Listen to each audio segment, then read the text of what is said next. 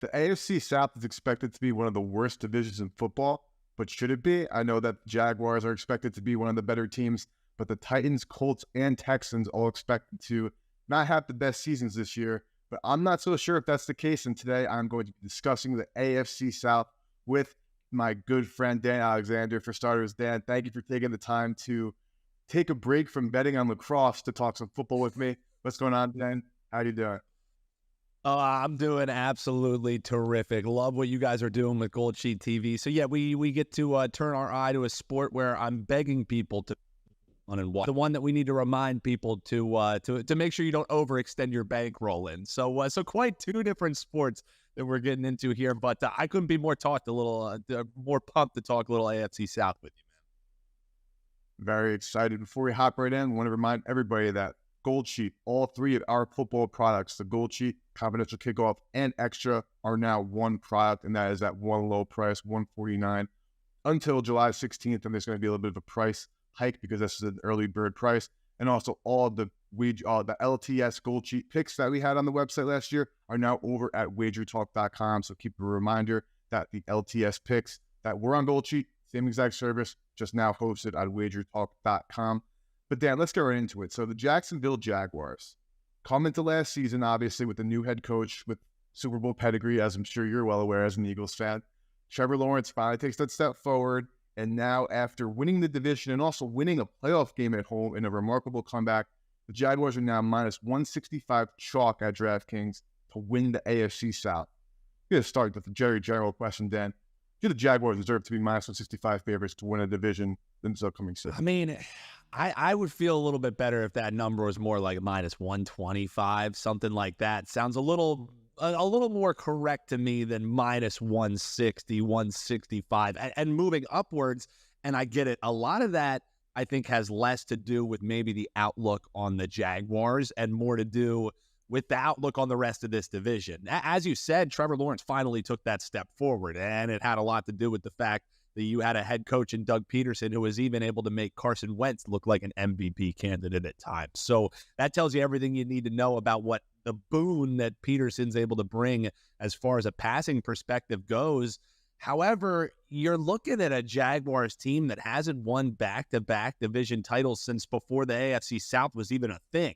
So, I think I've got to pump the brakes here a little bit because we know injury going to be the ultimate equalizer. You never know what's going to happen come training camp. You never know if one of these other teams, we're going to get into some of these other teams in the division, but who knows? One of these quarterbacks comes in, puts a stamp on the division, and makes it at least a little bit more competitive. I'm not sure if we see as many free chalk wins that we have in the AFC South, which is why 165, that's definitely not going to be added to my portfolio to answer your question, a little more directly. I think that's a little bit rich for my taste when you look at a team who has a little bit of a tougher schedule as far as, having a first place versus a fourth place schedule.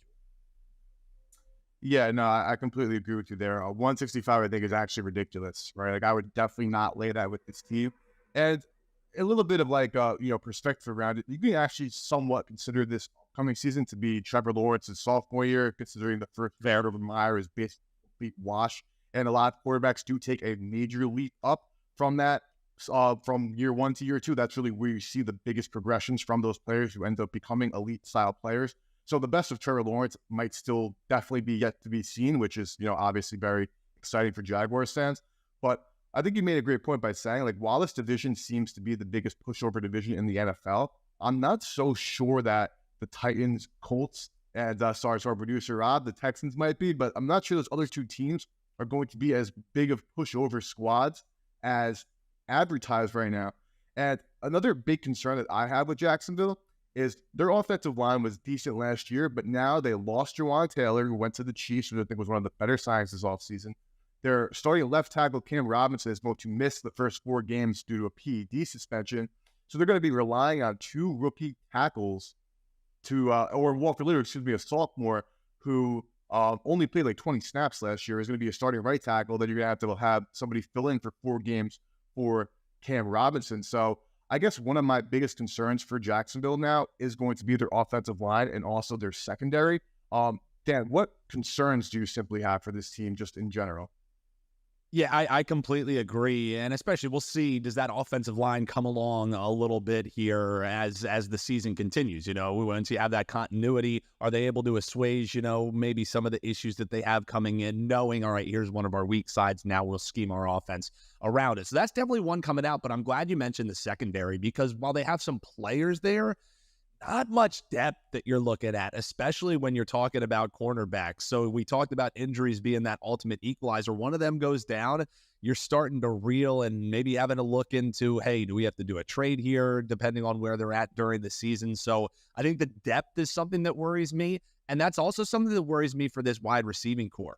You go out, you get a Calvin Ridley. So hopefully, as long as he stays off of his DraftKings account, you'll have him for the full season if he stays healthy. But, you also spent a lot of money on bringing Christian Kirk in. However, I think one thing that might go under the radar, a guy who I'm going to be targeting, is just a little preview here, week in and week out, especially to begin, is I think while those other receivers try and find their place, Evan Ingram might be good for some receptions over early in the season, just because there is some continuity there. And you see that being a focal point of Doug Peterson offense is getting the ball towards your tight ends. So as far as concerns, it's going to just be depth on some of these big time playmaking positions. But as far as, something that maybe you could eye going in, I think Evan Ingram might be having a decent season this year. Yeah, I think that's a great way to look at it, especially considering they used the franchise tag on Ingram to make sure he, wasn't leaving. He's definitely more of a receiver-style tight end. And I think, again, the point you made on the secondary, right, like the Jaguars drafted a couple of cornerbacks in this year's draft, but not until, later in the draft, so they would be obviously expecting a little bit too much from these guys. The last point I want to make on Jacksonville, because I think we've had touched upon a lot of important things, but just as more just a general statement about the NFL, and Jacksonville could be, not going to say like an out. Trevor Lawrence could be good enough and elite enough to make Jacksonville become this elite team. But going from bad to good and good to great in the NFL is a completely different kind of situation. Yeah. Going from 4 to 9 wins, a lot of teams can go from 4 wins to 9 wins. A lot of one-score game differentials or turnover expectancy or maybe luck factors that could turn a 4-win team into a 9-win team. But going from a 9-win team to a 10, 11, 12-win team, that obviously, a lot of it is shouldered on the quarterback. A lot of things need to go right for your team during that season in terms of injury luck, turnovers, and just elite play under center. So seeing a win total of early it came out around like 10, 10.5. That's something that you would definitely go. I would definitely bet the under on at like 9.5. A little bit different. I think that's more fairly priced. But just a general note for these teams is it's very difficult to go from being a 7-8, 8-8, 9-8 team, even 10-8, to then being a 11, 12, 13-win team. You really need an elite quarterback there, an elite head coach, and just an overall very good roster. That the Jaguars, don't get me wrong, have a good roster, but are they great? Yeah, that's a very different question. But moving on to a very interesting team, and this is a team I have a lot of thoughts on, but I would love to pass it to you first. The Indianapolis Colts. They go out, they select Anthony Richardson, the dynamic threat from Florida, who we know is one of the best athletes probably in the NFL at this point. Whether he can throw the football will remain to be seen. We'll have to obviously scratch that. They hired Shane Steichen, the offensive coordinator of your Philadelphia Eagles, who was kind of the architect of the 6-back attack that had so much success with Jalen Hurts. Obviously, the success did not happen right away. Jalen Hurts needed a season and a half really to progress. Completely understandable. The fact that he's able to do that is big kudos to Jalen. We don't know if Anthony can actually do that himself. But we're going to start just in general, newbies. So the team that was most disappointing in the entire NFL last year, the Indianapolis Colts, with a 4-12-1 record. How are you viewing them to start this year with Richardson under center and Steichen calling the shots? This team is not a 4-win team, correct? They're much better than that. Am I wrong to say that? I think if you just look at the talent they have on roster, you can't say, oh, this is going to be a bottom feeder. Like while they don't have much star power, they have a lot of just strength up and down. And especially when you're talking about one of your strengths being your defensive line, you're always going to have a shot in the passing league that is the NFL. So I'm kind of with you. While I'm not, crazy bullish on the Colts outlook, I think there is some reason for optimism. How many times have we seen teams come off of huge disappointing seasons? They retool a little bit, and then they're talking about contending for a division. And again, we said at the top, this is a division that while the Jaguars might be prohibitive favorites currently, we might think that might just be a little bit of a false favorite as far as, pricing goes. Shane Steichen, I think he helps. Do I think he was the mastermind behind what was happening with the Philadelphia Eagles? No, but he does show success when he has a quarterback that can show off some athleticism, which is what Anthony Richardson is. I have major concerns about Anthony Richardson's, stepping forward in the NFL, and that a lot has to do with that just lack of star power that you're looking at on this team. When you have a young quarterback, what do you want? You want some very reliable wide receivers. One thing that does help him out is another thing you want is a run game that you can lean on. And this is a team that even if Taylor goes down, they'll continue to try and hammer the rock. And, maybe people think Shane Steichen, he'll get a little pass happy. No, the Eagles, when they were at their best, was when they were running the ball, committing to the run. Now, the Colts don't have the offensive line that the Philadelphia Eagles and Shane Steichen had last season. But, they do have some players up front who should be at least able to give them some looks. And really, the question is, does Taylor stay healthy? Every fantasy football owner, myself included, who ended up with Taylor on their roster are still reeling, and just seeing the picture next to me is like giving me some trigger warning right here. So, it is something and a concern, but that's the concern with all of these teams is, can the stars stay healthy? The only problem with this Colts team is, outside of Richardson, outside of Taylor, where are those stars? And I think that's what kind of worries me about this team is you don't have a guy who you can say prohibitively, this is what our offense goes through outside of Taylor. Yeah, so I definitely agree with a lot of things you mentioned. Like, just from a team perspective, the Colts have a lot more talent than some of the other teams. They definitely have more talent on paper, at least, of course, than the Tennessee Titans, the Houston Texans. You want to be on the AFC, probably some other teams there. Last year, they had one of the harder schedules in the NFL, and this year they're projected to have one of the easier schedules in the entire NFL. But I'm just straight up, for those who are listening to the other previews, we've kind of been beating around the bush a little bit, kind of not sure where we're going to be looking at to place some bets, and kind of still in the fact-finding process of the NFL offseason. But something that I really am looking at right now is for the Indianapolis Colts to win the AFC South and for Shane Steichen to be the coach of the year in the NFL. I say this for a couple of reasons. For starters, not only is a lot of the progression of Anthony Richardson a huge factor to the Colts' success, but one of the biggest metrics for the coach of the year that people just can't forget is that you have humans just like you and I who have their own biases, their own thoughts, their own concerns about certain things. And when teams or players perform over those expectations, those biases are already eliminated, and teams already start, and those voters already start to think that, that, wow, this person's very heavily exceeded expectations, is to be considered for this award. So normally, based on this award, there is like some criteria that a lot of these winners fit. For starters, 14 straight winners have been on the team that's won at least 9 games. The Colts have a win total of 6.5, which I think is low in the first place, considering the division that they're in again and the talent that they have defensively. That 9 should be an achievable number, which would then put Steichen in the race. No winner has had a win total greater than 9.5, so that's meaning, again, that they're not looking at teams that have had expected success that then succeed or even exceed those lofty expectations. They're always looking for coaches that are, on teams that come into the season with low win totals and then overperform. And the average number of wins increased by an average of 6 wins over the year, so that the Colts had 4 last year. I don't know if they get 10. 10's a lot, but it's also not out of the realm of possibility. So, pairing the fact that you have Anthony Richardson, who is a mobile quarterback, who, as we've seen recently, mobile quarterbacks have an easier time adjusting to the NFL in terms of like having production early. Not necessarily mean if they're going to end up being elite players, but they're able to create off balance. It's easier than to just be a straight up pocket passer.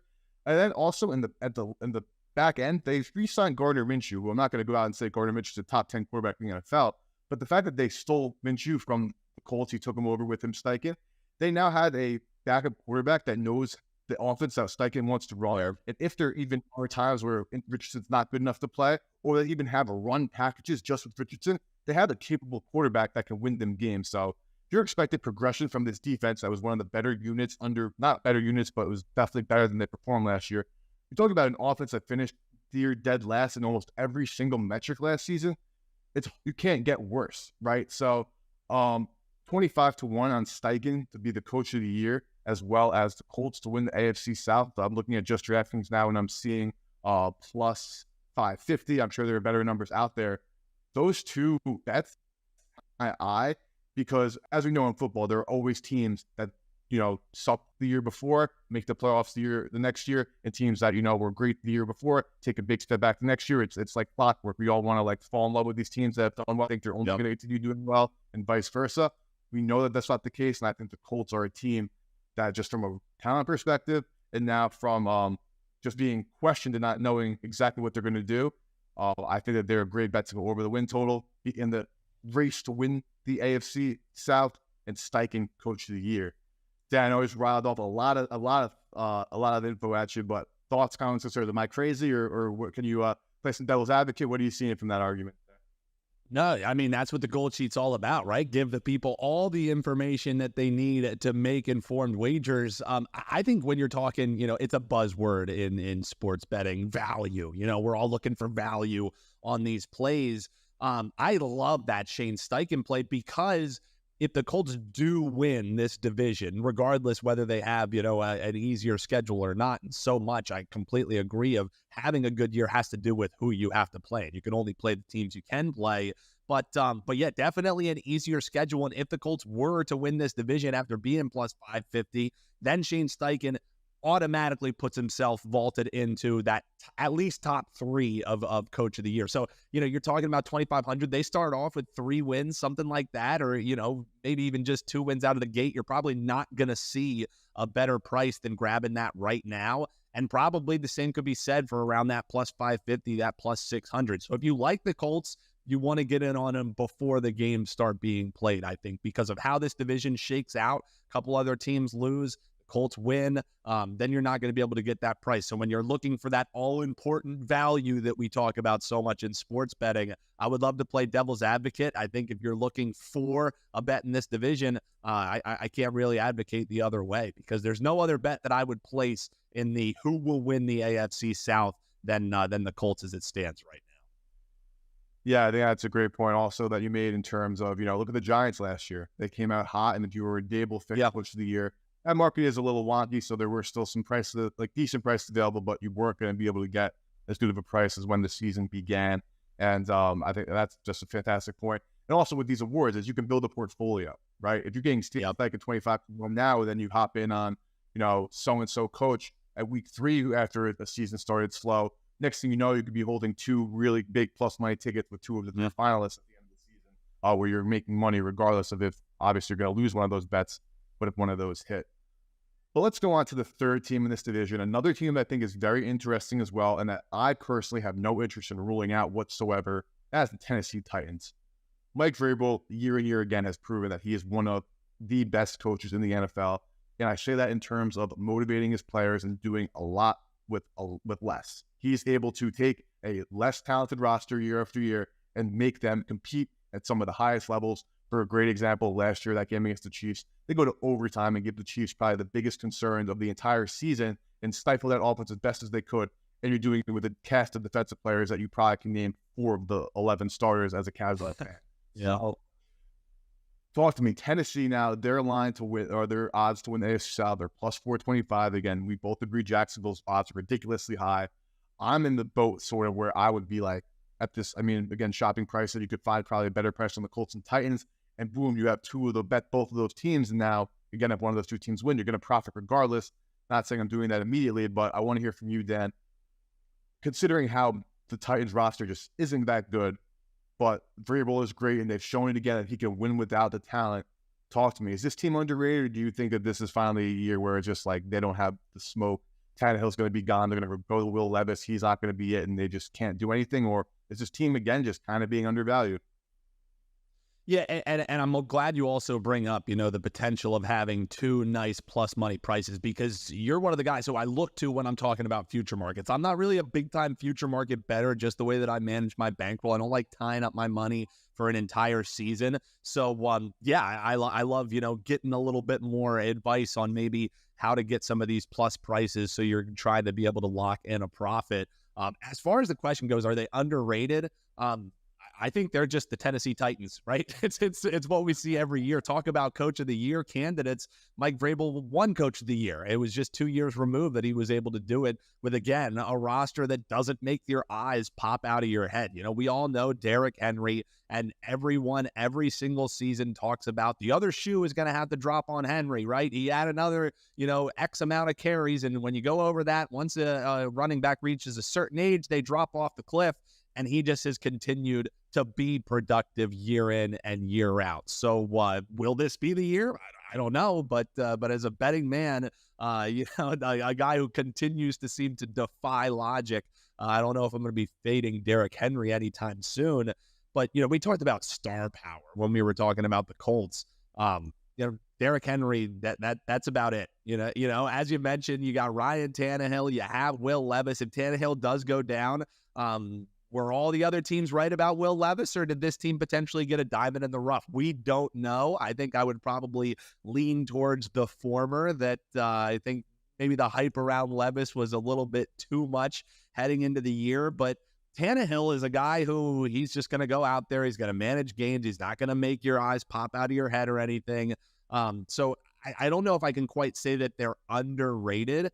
I think they're probably justly rated. And the thing that separates this team year in and year out is, to your point, Mike Vrabel's ability to be an ultimate motivator, an ultimate scheme kind of guy, being able to take pieces that maybe wouldn't even crack other rosters and turn them into contending year in and year out for this division. And even think about what he did when he was coach of the year, not just defending or, trying for the division, but trying for the entire conference. So as long as Mike Vrabel is the skipper on the team, as long as he's heading them up, I'm never going to count this team out. But I think it's hard to go in, rosy-eyed, bright-eyed and bushy-tailed about the Tennessee Titans, just because it's the same vibe around this team every single year. It's where are the wins going to come from? Where is the talent going to come from? And then that guy right there somehow finds a way to put together an impressive season that at least has them contending.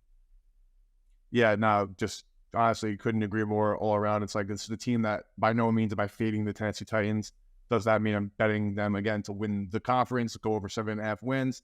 No, that's probably accurately priced, but like winning 7, there are coaches in the NFL that could not come close to sniffing 7 wins with this roster. So definitely a testament to Mike Vrabel. My biggest concerns is the offensive line. They still, again, it finds ways to have the team overperform the talent, but not. We'll see how Skronsky, their high draft pick, does. They signed Andre Dillard. They lost Taylor Dewan. We'll see. And they're in the market for DeAndre Hopkins, right? And at this point of his career, it's been pretty obvious that DeAndre Hopkins isn't coveted as like this top tier wide receiver. Obviously, he's has had his moment as a top 5 receiver in the NFL. He's probably asking for that Odell money, and I don't know how Odell got that Odell money, which is ridiculous, as I talked about on the last show. If they add Hopkins, I think it would obviously help, because how could that hurt adding a threat? Because their wide receiver room is, not something you look at. Treylon Burks, Westbrook, Akina, and Phillips, like, mind if you use some firepower there. But yeah, I think just simply put, long story short, I'm not running for the win of the bet the Titans, but I'm certainly not beating Mike Vrabel and the Tennessee Titans. But that leads us to the Houston Texans. And now this is the team, Dan, that I'm actually like, I'm split on how I feel about that. I don't love what they did in the draft to trade back up to get Will Anderson, and now they're devoid of a pick this year because the odds are they're not going to be that good this season. And now they don't even have the draft pick to, recoup the losses from a potentially poor season.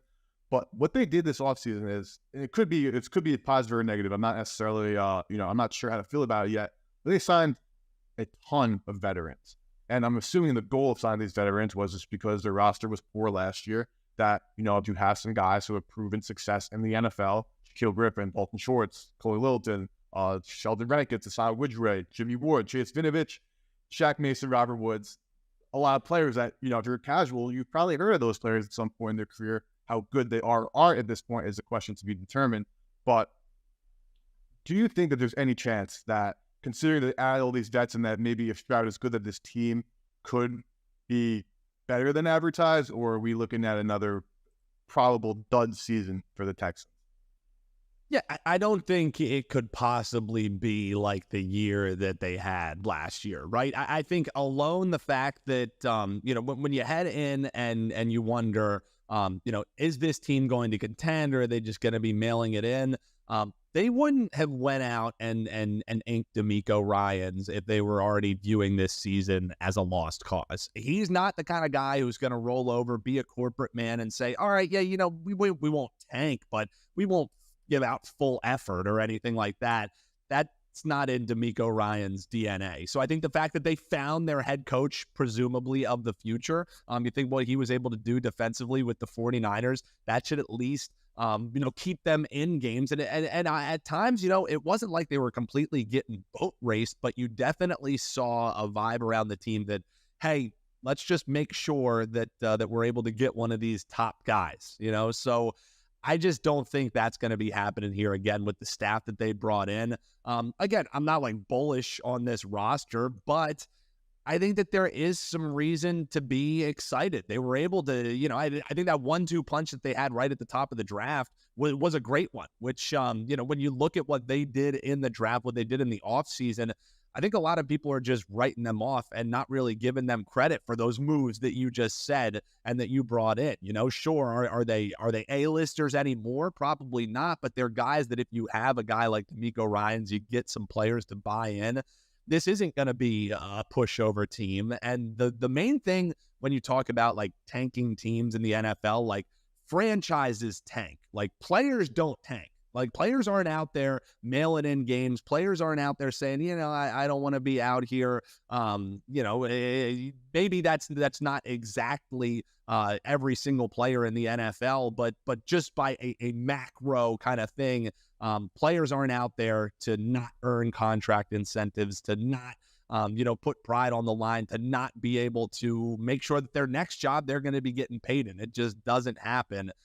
The one thing that does concern me when you're talking about win totals, when you're talking about how this division does outside of the division, they have to go up against the AFC North. And I would be remiss if we didn't mention that in this preview, that all of these teams are going to be having to play an improved Steelers team, a pissed off Ravens team, a Bengals team that again figures to be a top team in the AFC, and then a retooled Browns team as well with Deshaun Watson under center. So those are 4 games for all 4 of these teams that right away I'm going to have some concerns about. So I think my concerns are less about the Texans internally and just about the fact that, it's not like they get to play a division that's struggling as hard as them for their out of, conference or in-conference foe that they have to face this year.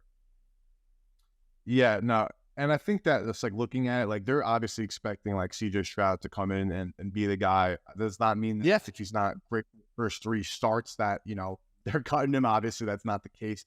But one thing I will not disagree with you, but just the devil's advocate with, is the fact that Lovie Smith got a 6-year contract.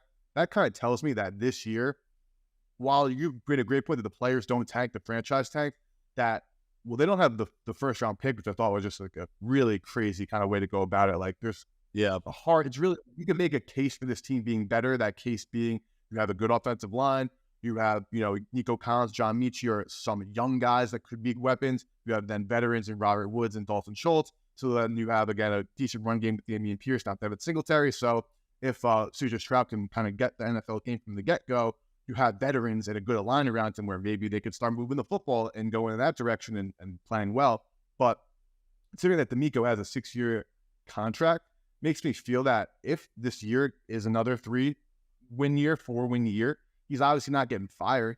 The franchise hasn't put him in there for the best spot to succeed, and they're not going to let a one-and-done go on a 6-year deal. So that's just a little thing to food for thought, is that while I 100% agree that these players are going to go out and bust their ass every single snap, every single day, unless there is some turmoil within the locker room, which you can't really quantify right now, but they're not tanking. So again, the devil's advocate for the Texans being good is, like I said, they have a good line and they have some veterans that can maybe elevate Stroud. Their defense, again, they added just a bunch of players, and if Will Anderson really is this elite pass rusher, never having elite pass rusher definitely can change a game, but 6.5 wins seems rich to me, and initial thoughts would certainly be under there. Yeah, I was surprised. I think probably you line this around 5.5, and that's being optimistic. I think there's no way, even at plus 110, that you could probably talk me into going over that 6.5. I think that's right around. I was surprised to see an extra point above what I would probably project them around that 5 and 6 wins. So you couldn't make me bet that with your money, Eric. I'm staying away from any win total here for the Texans, and I don't know if, while I'm excited for DeMeco Ryans and this roster and the potential that they have moving down here, I don't think I'm tying up any money on any futures to be winning the division or the conference with the Texans. Unfortunately, definitely not. I would consider both the Titans and the Colts for the division 100%. But definitely not touched in this scenario. But Dan, this was an absolute pleasure. Tell everybody where they can find some of the lacrosse things and other content you've been doing. Yeah, always just hit me on Twitter at NewbieTalks, NEUBYTALKS. That has everything we're doing. We got cash considerations that'll be ramping up with my man Dave Sherapan as we head closer to NFL season. So follow me on Twitter. You find all of that there. And if you need some lacrosse winners, I'm always just a DM away. That's the way to do it there. So Eric, appreciate you having me on, man. I'm always just a text away when we need to talk some football here on the GoldSheet. Dan will be back. Certainly make sure you check out his lacrosse picks, dog days of summer. You got GoldSheet for baseball. You got Dan for lacrosse. Remind everybody again that all 3 GoldSheet products, GoldSheet, Confidential Kickoff, and Extra, are it's $149 one price only until July 16th, this early bird. Then that price is going to jump back up.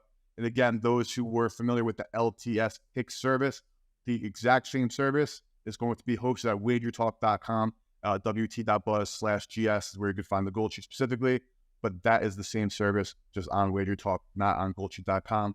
Thank you, everybody, for tuning in. Make sure to like and subscribe to the video and check out the other previews we've done. And we'll see you guys with another preview on Thursday. Thank you. Have a good rest of your day.